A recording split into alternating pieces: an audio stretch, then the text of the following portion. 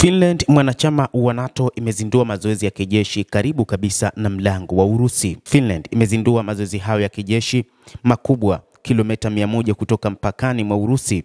Jeshi la ulinzi la Finland FDF limesema mazoezi ya kurusha mizinga ya mwanachama huyo mpya wa NATO yanayofahamika kama Northern Strike 2025 ambayo yalianza mnamo siku ya jana Jumatatu yataendelea kwa wiki moja katika safu ya risasi katika eneo la Rovajärvi katika eneo la kaskazini mashariki mwa nchi. FDF ilisema katika taarifa ya awali. Michezo ya vita ilileta pamoja brigedi 3 za Kifini, walinzi wa mpaka wa nchi hiyo na betri za kurusha roketi nyingi za Kipoland kulingana na taarifa hiyo. Jumla ya wafanyakazi 2200 na magari 500 yanashiriki katika mazoezi hayo ambayo FDF ilisema yanahitajika kutoa mafunzo kwa mfumo wa silaha za kijeshi na kuendeleza utendaji wake katika mahitaji ya hali ya baridi ya mapema mwaka huu, huku pia ikiboresha utaratibu wake wakati ya vitengo mbalimbali. Kamanda wa mazoezi hayo, Luteni Kanali Rusalainen, alielezea juu ya mazoezi hayo ya Northern 2025 kama zoezi muhimu zaidi la kurusha silaha na kurusha, ambapo watakamilisha ujuzi wa vitengo vya zimamoto, lakini pia kuhakikisha jeshi la nchi hiyo lipo imara wakati wote. Finland, miongoni mwa wanachama wapya wa NATO waliopata wanachama katika siku za hivi karibuni, inaonekana kwa namna moja ama nyingine kutengeneza mazingira ya kutafuta vita, jambo ambalo Urusi ililikataa kwa muda mrefu, na ndio maana haikuhitaji nchi wanachama karibia na mipaka yake kuwa wanachama wa NATO. Lakini wakati huu Finland, ambayo imepewa wanachama na NATO, inakuwa ni kama vile imetengenezewa mazingira ya kutafuta jinsi Urusi itakavyojibu kutokana na mazoezi hayo. Kulingana na jeshi la Finland, mwisho wa mwaka itakuwa kipindi cha mafunzo ya kina kwa kikosi chake, na wanachama 20,000 kutoka jeshi la wanamaji na jeshi la anga watashiriki katika mazoezi kote nchini katika mwezi huu wa Novemba na Disemba.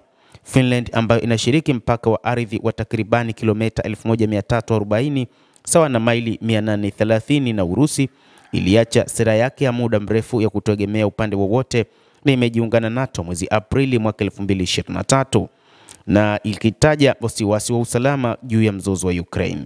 Mwaka uliofuata, taifa lingine la Nordic, Sweden, pia ikawa kambi ya kijeshi inayoongozwa na Marekani katika NATO. Baada ya kuongezeka kwa wasiwasi kati ya Moscow na Kiev mnamo Februari 2022, Helsinki iliweka raundi kadhaa za vikwazo dhidi ya Moscow na kufunga mpaka na Urusi na kuumiza biashara ya Finland ambayo ilinufaika na watalii wa Urusi. Wakati wa mzozo huo, rais wa Finland Alexander Stubb amekuwa mmoja wa wakosoaji wakali wa Urusi katika Umoja wa Ulaya, akitetea kuongezeka kwa msaada wa kijeshi wa magharibi kwa ajili ya Ukraine.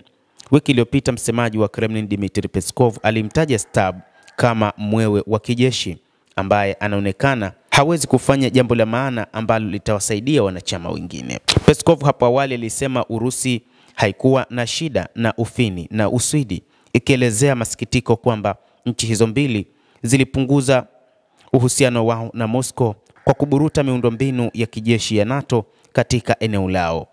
Hata hivyo, taarifa ambayo imetolewa na rais wa Finland anasema kwamba usitishaji wa mapigano katika mzozo wa Ukraine au mazungumzo mapya ya amani hana uwezekano wa kufanyika mwaka huu, huku akiliambia shirika la habari la AP katika mahojiano, na akisema kwamba hana imani kama vita kati ya Urusi na Ukraine vitaweza kukamilika mwaka huu.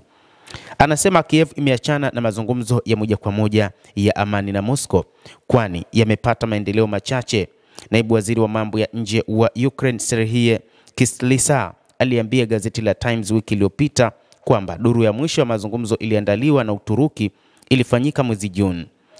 Sina matumaini makubwa ya juu ya kufikia usitishaji wa vita au mwanzo wa mazungumzo ya amani angalau mwaka huu, Stubb aliambia AP. Ikiwa tutapata kitu kitakachoendelea kufikia Februari, Machi, hiyo itakuwa nzuri, aliongeza, akitoa wito kwa wafadhili wengine wa Ukraine kuongeza shinikizo kwa Urusi, akiamini kwamba kutakuwa na uwezekano wa kuweza kuilinda Ukraine. Ametoa wito kwa wafuasi wa Kiev kuongeza msaada wa kifedha kwa Ukraine na kufadhili vifaa vya kijeshi na kuendelea kuchangia inavyowezekana. Endelea kutufuatilia mtazamaji, lakini usisahau kulike, usisahau kucomment, kadhalika na kusubscribe channel yetu hii ili upate habari hizi kwa mapana kupitia The World News. Mimi ni Adam Hussein.